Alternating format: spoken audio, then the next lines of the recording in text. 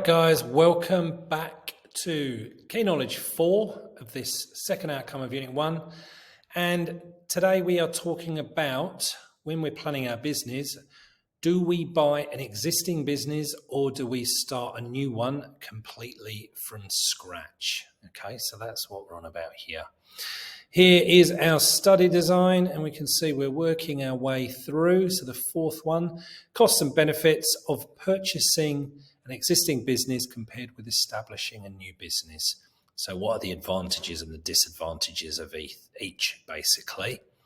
So we'll get back to this. So what's this about? You want to go into business. Okay, we've decided we want to open a business.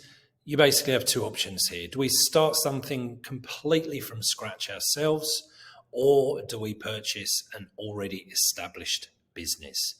Now, if you think about this, if you're developing a new concept that does not currently exist in the market, then the decision's already been made for you. Okay, you've got to go for option A, because you can't buy an existing business because it doesn't exist.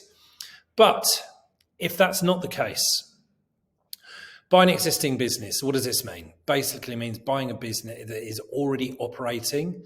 It may or may not be successful. I mean, you may have seen a business that's operating that doesn't seem to be particularly successful, but you kind of reckon that you could take that on and you know what could make the difference and turn it into something that is successful. Now, when you buy the business, you're going to be buying kind of everything that's included as part of that business. Potentially the premises, the equipment, the stock, you're taking on the employees, but also something called goodwill, which is an important thing to think about. And I'll refer to that in the advantages and disadvantages as we go through them. Now, when you buy a business, basically the business needs to be valued, and this will be valued by an accountant, okay? And what they do is add up all of the assets and subtract all of the liabilities, and that theoretically should give you the value of what you should pay for that business, okay? Assets minus liabilities, that should give you the value of a business. Now, the thing is, there's something called goodwill. Very often, a business will be valued higher, or people will be willing to pay more than the result of that simple equation. Okay. Now that difference is something that we call goodwill. Okay. It's an intangible asset that relates to the value of the purchased business's brand reputation, customer service, employee relationships, intellectual property. So it's intangible. It's hard to physically measure. There's kind of an unknown quantity to it, but really it's around the brand reputation. So you think of a lot of the huge brands that we're familiar with, if you wanted to buy one of those businesses, a lot of the value of what you're going to be paying for would be tied to the goodwill, okay, the reputation of the business. So it's hard to put an accurate dollar amount, but you're certainly going to be paying for it. One of the figures I could find, Microsoft's goodwill in 2023 was valued at around $78 billion. So in other words, what that means theoretically, and this is a very simplified version, if you added up all of the assets, all the liabilities, you're going to come to a figure, add in $78 billion, and that's what the value of Microsoft would have been in 2023. So if you are going to buy an existing business, what you need to do, evaluate the chances of success for you running the business, and then, of course, negotiate the best price you can. Like anything, there's a price, it could be negotiable. Okay, that's part of the process you're going to have to go through. So now we're going to look at the advantages and then some disadvantages of taking this option. Okay, so advantage number one of buying an existing business. Now, the business might already have a great reputation, might have really strong customer loyalty. That means you've already got a strong existing customer base and sales already there. You're not starting from a zero base, and you're going to be operational and generating profit much more quickly than if you were starting from kind of ground zero, if you like. Now, of course, the flip might be true. If the business does not have a good reputation, does not have strong customer loyalty, then those are things that you need to take into account when you are bargaining for the price. Like that might be the reason that you can actually bargain at a lower price, because they don't have those things. But what you need to think about either way is kind of the level of reputation and the customer loyalty that this business already has in place. Second advantage, a lot of the setup processes like registering a name, staffing, and there's a whole bunch of other stuff, some of which we look at in this course, has already been done for you. Policies and procedures are already in place, so that saves you time, effort, and money in having to set all that stuff up because it's already there for you. Third one, it can be easier to obtain finance against the business than it might be for a new business because of the track record. And again, if it's been successful, like if it's not been successful, that might be more of a struggle for you. Banks are more willing to lend to something that kind of a known quantity or has a track record. For this business has been up and running for a number of years and it showed good profits over that period of time, banks are more likely to lend to that business because it's a lower risk for them to do so. Okay, fourth advantage, the original owner might be able to, and I stress might be able to provide advice and assistance, particularly as you take it on and you're kind of getting your feet under the table and you're setting the thing up or starting the thing up. Now, this is obviously going to depend on the relationship you have with that person and the particular circumstances around them selling you the business. I mean, if they're selling you the business and are planning on setting up like a competing business of some nature, then they're probably less inclined to give you advice and assistance. But if that's not the case, and again, this is something that can be negotiated, depends on the circumstances, but that's something that you might have access to if you go down this route. The fifth one, now you negotiate a price and the price is agreed. So it's like a one-off cost to you. So the costs are less likely to blow out than if you're starting everything from scratch, okay? When you're starting from scratch, there's a lot of unknowns, there's a lot of uncertainty, and a little bit like when you're doing a reno for a house, you set a budget, nearly always blows out beyond that. And when you're setting up a business from scratch, you always have an amount of money in mind, and you can be pretty thorough with your calculations and your estimations, but very often it's going to exceed what you originally thought. If you're buying an existing business, you've agreed a price, that's the price you pay, job done. Sixth advantage, you might inherit employees along with the business, and they could have a lot of experience, they're well trained, they might be efficient and knowledgeable about the business. So very often what will happen is you'll buy a business and you're actually going to be learning from the employees that are already working within the business. And again, that's something that's going to help you making profits more quickly than if you were starting from scratch and you don't have existing employees with that knowledge and experience. Number 7, you're likely to already have suppliers in place, stock present, and all of this stuff is going to make for an easier and more cost-effective route to ultimately making a profit, which is what you're going to be trying to do. On the flip side of all this are the disadvantages of buying an existing business. Now, if the business has been successful previously, that success might have been down to the previous owner. So their personality, their skills, their qualities, all of the things that they personally brought to the table. Those things don't transfer with the sale.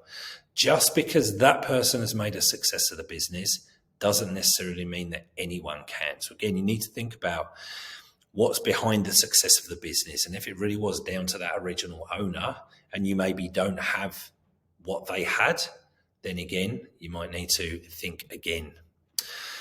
Second one, the intangible assets such as goodwill, which I talked about at the beginning, they're difficult to value. Okay, if you're paying for reputation, how do you value reputation? And it might be the case that you end up paying too much for that goodwill because it's something that's very difficult to value. So you don't want to risk paying too much for a business if some of that value is tied up in goodwill, which at the end of the day is actually difficult to put a proper value on. Third one, we talked about the employees, how they can be an advantage. Well, employees can also be a disadvantage in that they might be resistant to the change in ownership.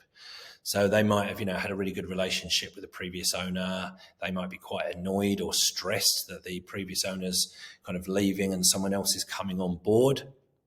That might result in them being quite uncooperative, or it might even mean they leave the business. So again, something else that you need to consider. Fourth disadvantage, it is going to cost more to buy an existing successful business than starting something from scratch. And again, that's largely down to the goodwill that you've been paying for. Whoever's been operating the business previously, if it's been operating successfully, has built up a level of goodwill, which ultimately you're going to have to pay for if you're going to buy this business and take it on yourself. If you're starting something from scratch, there is no goodwill. There's nothing there to pay for, so it's going to cost you less money to take that route. So, flip side of all of that, now we look at establishing a new business. So option B, if you like. So this means starting completely from scratch. And as we mentioned at the beginning, this is going to be the only choice if you've got some kind of, crazy innovative idea that nobody else is doing. Okay, you can't buy a business that does not exist. So this might be your only choice, depending on the nature of your business idea or what you want to do. So now the advantages of going this one, you now have total control over the concept and the business as a whole. Everything within the business you're going to be setting up, you're going to be establishing, you're going to be putting in place. You have absolute control over this. Where of course, what we said before, if you're buying an existing business, a lot of the stuff is already in place. So the amount of control you have is limited. Of course, you can change things, but you've got to be careful with that because you don't want to be changing things which then turns a successful business into an unsuccessful one. So with doing it this way, you really, really put your own stamp on the business and absolutely can provide something that is not already out there operating and available in the market already. Second advantage, you're not going to be paying for that goodwill. So we kind of already talked about. And if you think about this, some of these advantages and disadvantages, they're just the reverse of each other in the other category. So yeah, if you're establishing a new business, you're not going to be paying for that goodwill. So it's going to save you money there. If we look at the disadvantages now of establishing a new business, number one is going to be there's a greater degree of risk and uncertainty. If you're starting something from scratch, there's no track record, there's no history.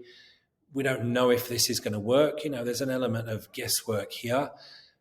You don't have that if you're buying an existing successful business. So the fact that there's no track record means that definitely you're getting into something that is more risky and more uncertain. Second disadvantage, there's going to be more work to establish the business from the ground up. I mean, it's one of the reasons you might pay for an existing business to save you all of that work. There's going to be a lot more effort, a lot more hours in setting things up because you are doing it all from scratch rather than buying something that already exists and everything that's already in place. It's going to take longer to establish a customer base as well. If you are starting from scratch, you're buying an existing business, you're also kind of buying their customers. So if you're not doing that and you're going to start something yourself, you don't have customers. You've got to start all this right from the beginning yourself. So it's going to take longer to build that customer base. It's going to take longer to reach profitability if this is the route that you are going to take. Again, mentioned this before, this is the flip side of that. It is going to be harder to get finance from a bank or from another financial institution if the concept is new and is unproven, particularly if this is a type of business that has not existed before. If this really is something brand new, then that level of risk is extended even further.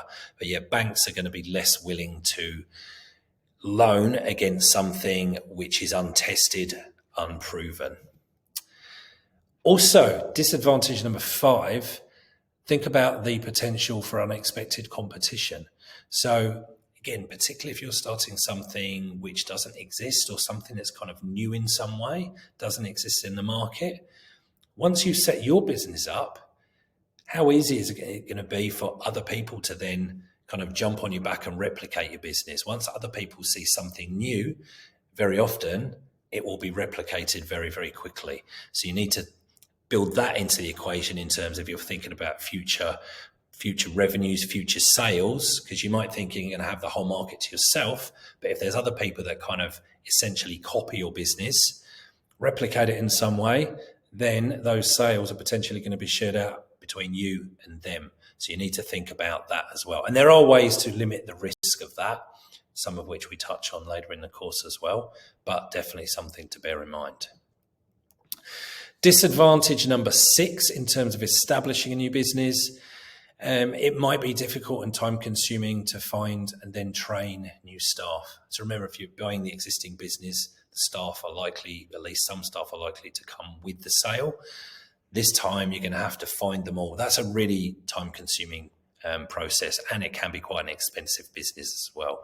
So finding all of your staff from scratch, another thing you're going to have to think about if you're going to start right from the beginning and establish something yourself.